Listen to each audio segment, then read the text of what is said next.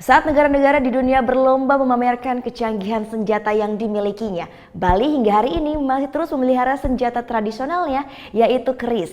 Meski ditetapkan secara nasional sebagai warisan budaya dunia, keris Bali memiliki ciri khas tersendiri. Seperti apa? Selengkapnya kami sajikan dalam Bali Story berikut ini.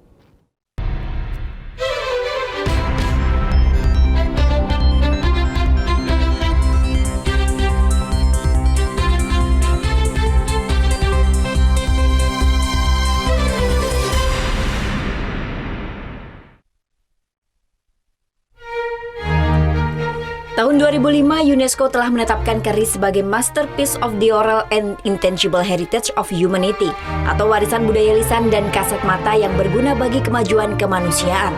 Penganugerahan ini sekaligus mematenkan bahwa keris adalah hasil kebudayaan asli Indonesia dan tidak mungkin diakui oleh negara lain sebagai warisan kebudayaan. Di Indonesia, keris tersebar di wilayah yang pernah dipengaruhi oleh kerajaan besar, seperti Kerajaan Majapahit mulai dari Pulau Jawa, Madura, Sumatera, pesisir Kalimantan, sebagian Sulawesi, hingga Pulau Dewata Bali dan Nusa Tenggara. Pada zaman kerajaan, keris menjadi senjata pusaka yang digunakan oleh raja di Nusantara termasuk di Pulau Bali. Sebagai senjata, keris diyakini mengandung kekuatan supranatural yang mampu mengalahkan lawan. Keris tercatat digunakan oleh Raja Badung dan Raja Kelungkung saat Perang Puputan melawan Belanda.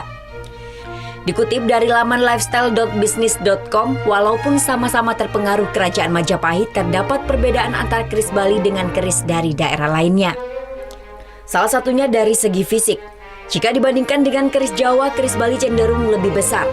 Selain itu, pada keris Bali relatif lebih artistik karena dikombinasikan dengan ukiran khas Bali.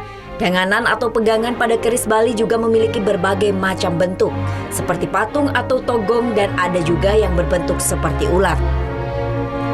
Beberapa koleksi keris dari zaman kerajaan hingga saat ini masih dapat dilihat di beberapa museum di Bali seperti Museum Neka Ubud dan Museum Bali di Denpasar. Lebih dari 200 keris dipamerkan di Museum Neka Ubud, sedangkan di Museum Bali, koleksi keris dapat dilihat di Gedung Tabanan. Selain disimpan di museum, sejumlah keris zaman kerajaan di Bali juga disimpan secara pribadi oleh para keturunan raja.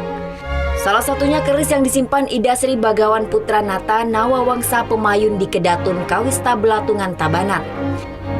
Keris bernama Mahesa Sura diyakini sebagai keris terpanjang yang ada di Bali. Keris yang memiliki panjang 3,15 meter ini diyakini sebagai keris peninggalan Mahapati Kebo Iwo pada zaman kerajaan Bedahulu. Setelah Kebo Iwo berhasil dikalahkan oleh Gajah Mada, keris yang memiliki 33 luk atau lekukan ini dikuasai oleh keturunan Adipati Majapahit di Bali dalam Sri Kresna Kepakisan. Bagi masyarakat Bali, keris memiliki peran dan fungsi sosial yang cukup krusial. Pada zaman kerajaan, keris digunakan sebagai senjata pertempuran. Pada zaman sekarang, keris banyak digunakan sebagai penjaga, pengemong, serta upacara adat. Namun setiap keris yang digunakan untuk upacara adat di Bali selalu dipasupati atau disakralkan. Hingga saat ini pun keris masih cukup eksis di Bali karena banyak upacara menggunakan keris, terutama untuk upacara perkawinan. Pengantin laki-laki harus membawa keris yang digunakan saat prosesi upacara. Beberapa tradisi kuno yang masih berlangsung seperti tradisi ngurek di Kesiman juga menggunakan senjata keris.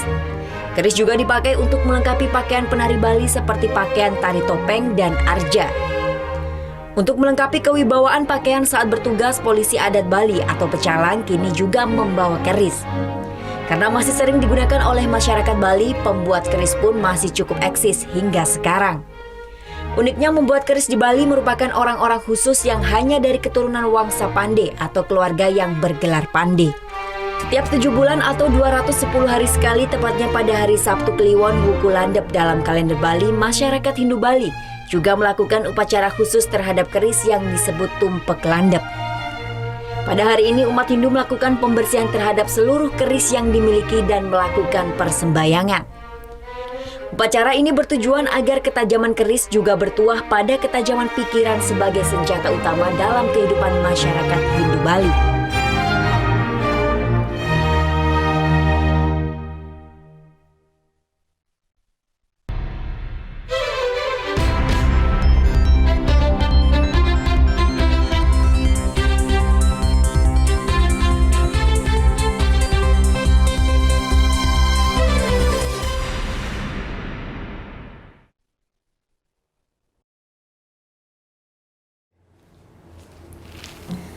Udah selesai kan nontonnya? Nah, jadi jangan lupa buat like, komen, dan subscribe ya.